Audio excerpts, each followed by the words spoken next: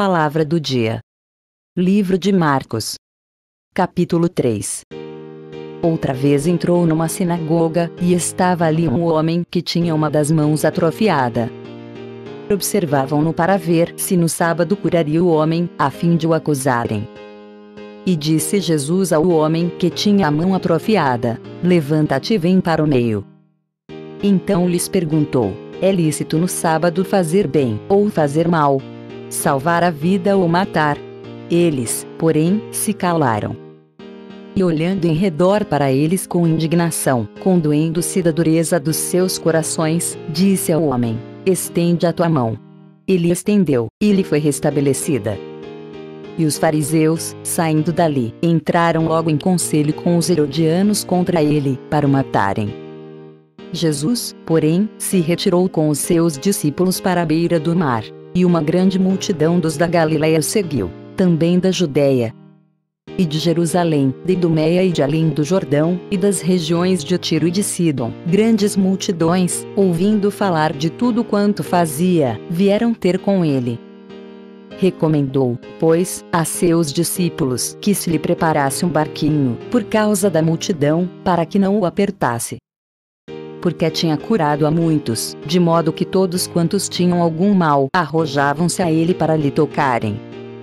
E os espíritos imundos, quando o viam, prostravam-se diante dele e clamavam, dizendo: tu és o Filho de Deus.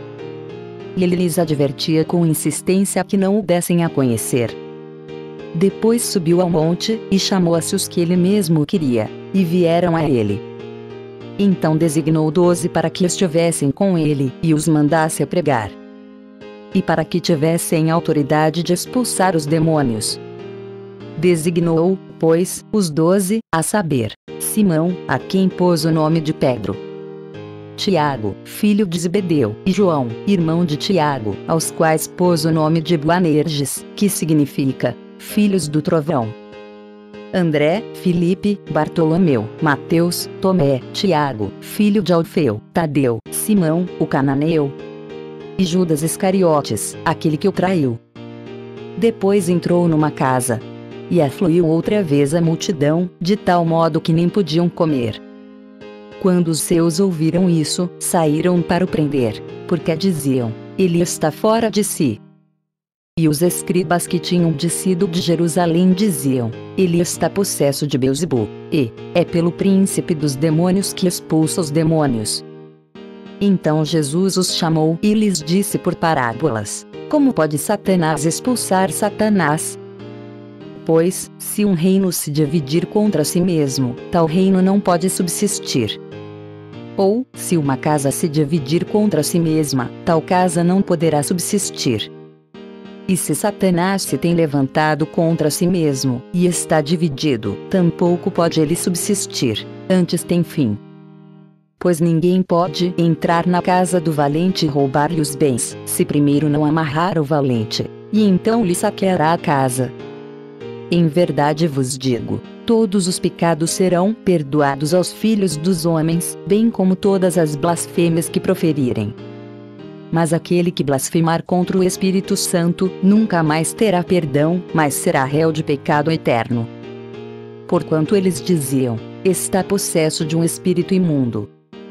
Chegaram então sua mãe e seus irmãos e, ficando da parte de fora, mandaram chamá-lo. E a multidão estava sentada ao redor dele, e disseram-lhe: eis que tua mãe e teus irmãos estão lá fora e te procuram. Respondeu-lhes Jesus, dizendo: quem é minha mãe e meus irmãos? E olhando em redor para os que estavam sentados à roda de si, disse: eis aqui minha mãe e meus irmãos. Pois aquele que fizer a vontade de Deus, esse é meu irmão, irmã e mãe. Sem imagens. Não farás para ti imagem esculpida, nem figura alguma. Êxodo, capítulo 20, versículo do 4 ao 6.